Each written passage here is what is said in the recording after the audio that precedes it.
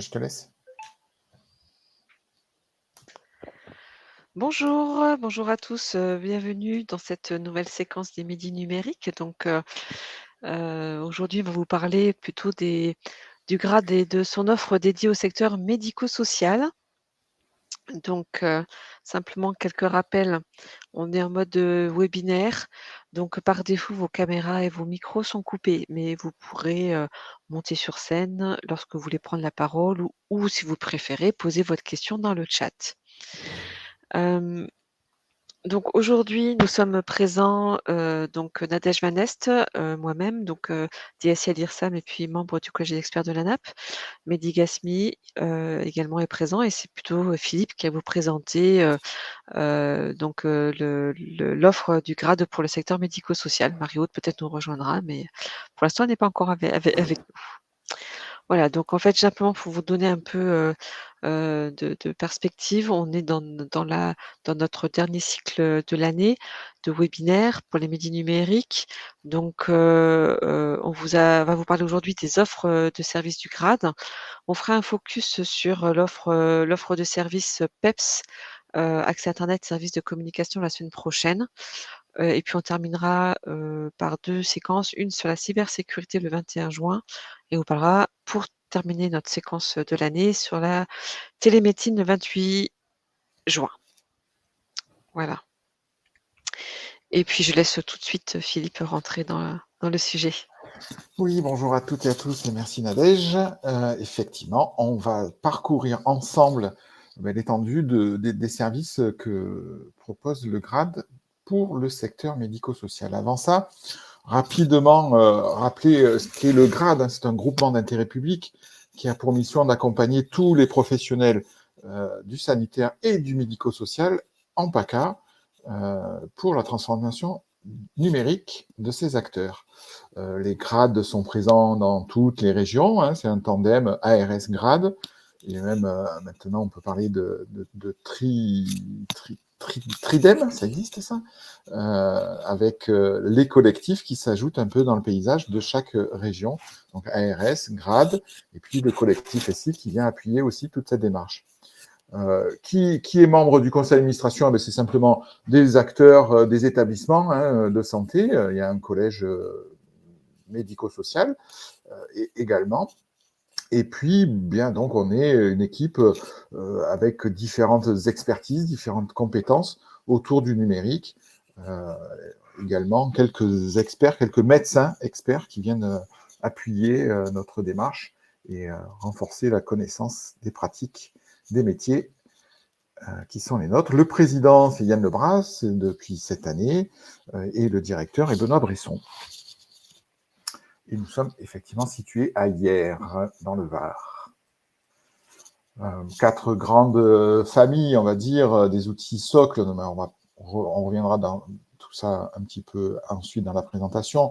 Mais voilà, des grandes familles autour du parcours et de la coordination, de la collaboration et de la communication, et puis la concertation de l'information avec le plan bleu, le serveur régional d'identité, vigilance, etc., etc. Mais je n'insiste pas, on va aller dans le détail.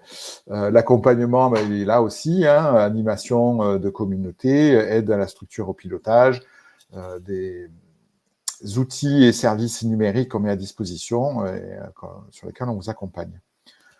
Vous avez ici quelques coordonnées, quelques points de contact. La cellule CAPSI que vous connaissez qui va revenir dans 2 semaines sur la cybersécurité, le collectif dont je vous ai parlé. Le GRIV, dont la journée nationale a lieu demain, et la cellule Pasquale. Je vois qu'une représentante est parmi nous aujourd'hui.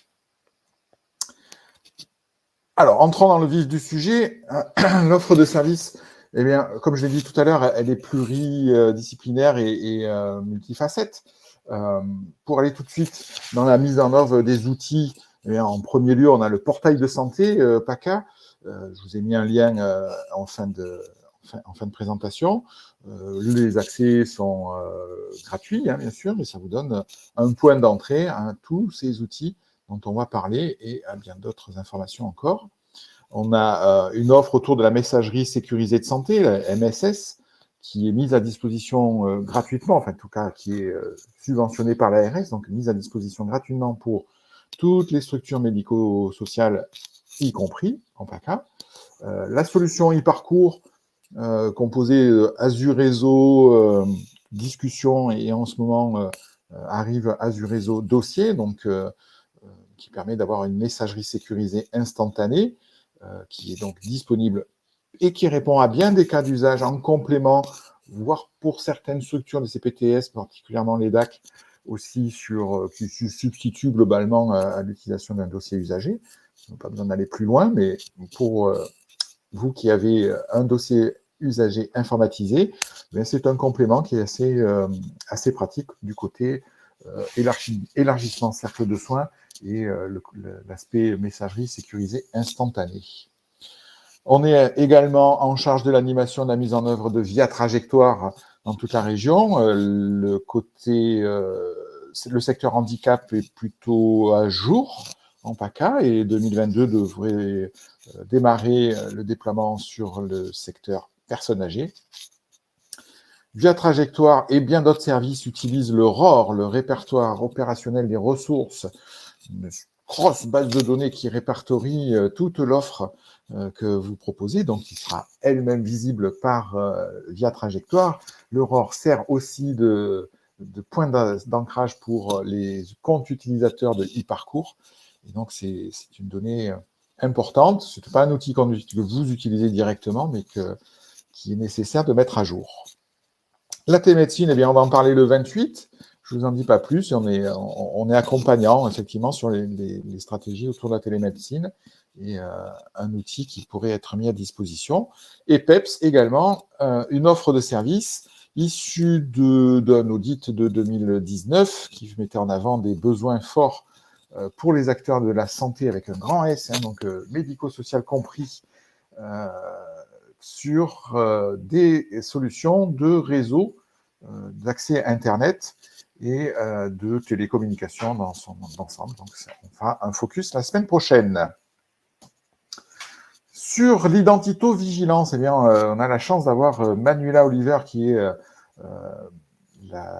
l'animatrice principale du GRIV, qui donc produit beaucoup de contenu sur l'identito-vigilance, aide à la définition de la cellule d'identito-vigilance, qui devient de plus en plus nécessaire puisqu'on met en place l'INS. Donc là aussi, ça fait partie de son accompagnement. Et régulièrement, plusieurs fois dans l'année, propose des sessions de formation à l'identification primaire et à l'identification secondaire. Et dans ce contexte-là, on peut aussi vous accompagner en complément de vos éditeurs potentiellement sur l'obtention de certificats ou de cartes de professionnels de santé.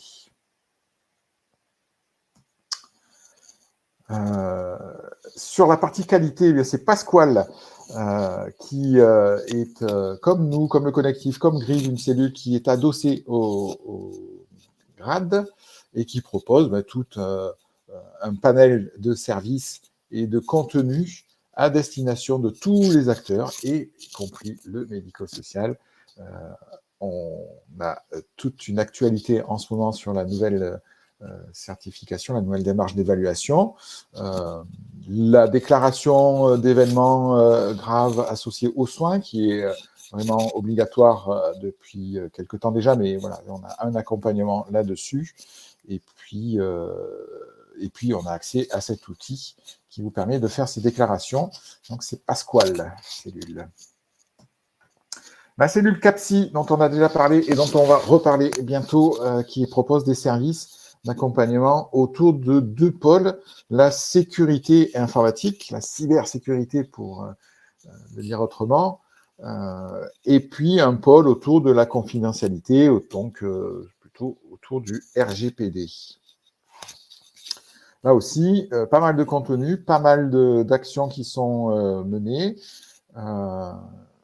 et on peut retrouver pas mal de livrables sur le site capsi.tech.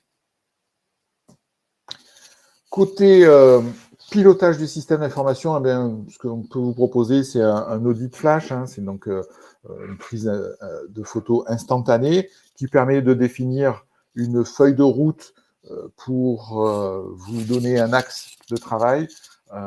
La définition d'un schéma directeur, c'est un petit peu plus ambitieux, mais pourquoi pas, on peut le réaliser. Et puis, donc, audit flash, feuille de route, on essaye de travailler avec vous aussi sur des orientations que vous pouvez prendre dans vos CEPOM quand ils se présentent, quand la négociation se présente. Qui fait une introduction avec le sujet un peu phare en ce moment, hein, le dossier usager informatisé et les services et référentiels socles, donc l'IMS, la MSS, le DMP, et le e-parcours, et bientôt la e-prescription qui va revenir un peu d'actualité. Donc sur le programme ESMS numérique et SONS, voilà, l'étendue de l'accompagnement qu'on propose, en collaboration avec le collectif, un certain nombre de choses, modèles de documents, appui au déploiement, aide à la constitution des grappes et aide à la constitution de dossiers. Mais ça, on le fait à la fois collectif et grade. Et puis, par contre, l'appui au déploiement de la solution et la gestion du projet, ça va être quelque chose qui va être particulièrement traité par le grade.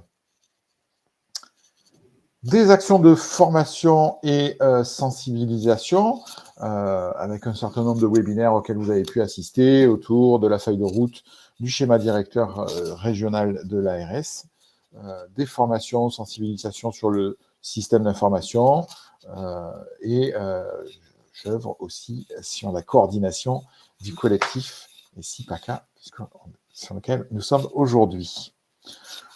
Et puis dernier, mais non des moindres, sur l'innovation, hein, IESS, c'est Innovation e-Santé Sud, et donc on a vocation à exercer une veille, à être un appui, une aide à l'élaboration de vos projets et de vos réponses à appel à projets, et puis on peut co-construire avec vous un certain nombre de projets innovants, donc il ne faut pas hésiter à nous solliciter, sitôt que vous avez des problématiques et des sujets. On est toujours à l'écoute pour voir comment on peut entrer dans le dispositif et répondre avec vous à ces projets innovants. Voilà le brossage rapide de toute l'offre de service. Donc, je vous disais, je vous ai mis quelques liens sur 2-3 points ciblés, des points de contact sur le pôle DPO, le pôle RGPD, le portail, l'Agora Social Club aussi, qui est un outil de communication mis en œuvre à l'initiative de l'ARS, la page dédiée au médico-social sur le site du GRADE. Voilà, je pense que j'ai mis à peu près l'essentiel. Et je vais vérifier, est-ce qu'on a des questions? Oui, bah, il y avait des compléments, peut-être que si Laure veut intervenir peut-être de vive voix, ça sera peut-être plus facile.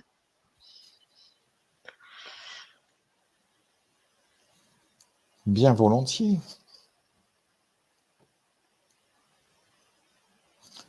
On va l'inviter à participer.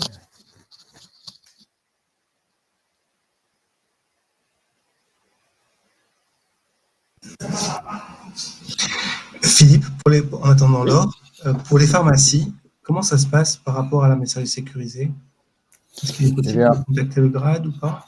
Absolument, absolument. Vous contactez le GRADE et on peut effectivement vous accompagner avec les pharmacies avec lesquelles vous travaillez pour les accompagner autour de la mise en place et l'utilisation de la messagerie. Oui.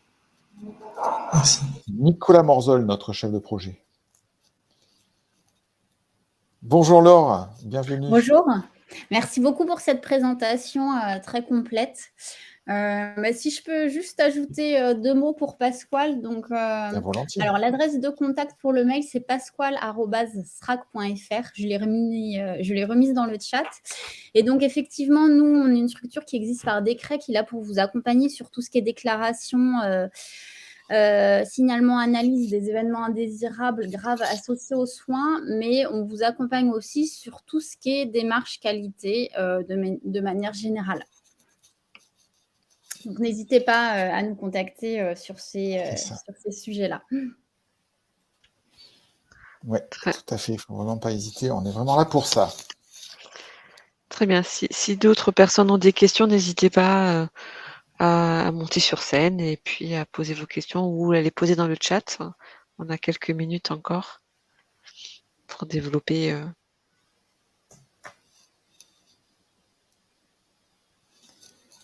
En attendant que les questions arrivent, on continue un petit peu. On va rappeler les événements à venir. Donc la semaine prochaine, les midis numériques. La possibilité d'être aidé, comme on le fait depuis quelques temps, sur un projet de réponse au plan SMS numérique et SON, c'est la complémentarité des deux, tout ça, on peut vous accompagner, donc n'hésitez pas à remplir ce petit questionnaire et la petite équipe du collectif reviendra vers vous. Des mails de contact direct à l'ARS ou ici au GRAD, si vous avez des questions. Donc, trois points d'entrée pour être accompagné là-dessus. Je vous rappelle également qu'avec Laure et Manuela et Patrice, nous organisons des matinées en présentiel autour de 4 ateliers qu'on va répéter un petit peu tout au long de la matinée de manière à ce que vous puissiez assister à tout ça, sur l'identitovigilance, sur le nouveau référentiel d'évaluation, sur la cybersécurité et moi-même sur le virage numérique, sa feuille de route pour répondre aux problématiques du virage numérique. On vous attend le 15 juin à Gap, le 27 à Brignoles et le 29 à Marseille. L'après-midi sera consacré à la sécurité, c'est CAPSI qui animera ça, et ce sera élargi à d'autres acteurs, donc tous les secteurs sanitaires, médico-social y compris. Les inscriptions sont gratuites, mais on vous demande de bien vouloir vous préinscrire avant parce que on peut vous proposer un petit café et un déjeuner ensuite, et vous comprenez que c'est plus aidant quand on sait combien on a de participants. N'hésitez pas, on a encore de la place pour vous accueillir.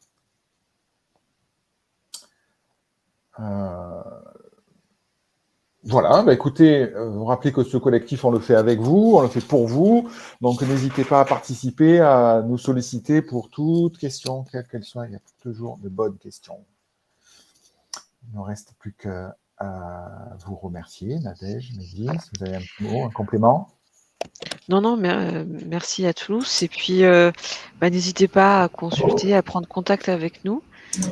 Voilà, on sera ravis de pouvoir échanger et puis vous aider ou relayer les contacts s'il le faut auprès du GRAD quand c'est nécessaire, en tout cas. Merci pour votre participation. Merci. Merci à toutes et à tous. Au revoir. Merci, au revoir.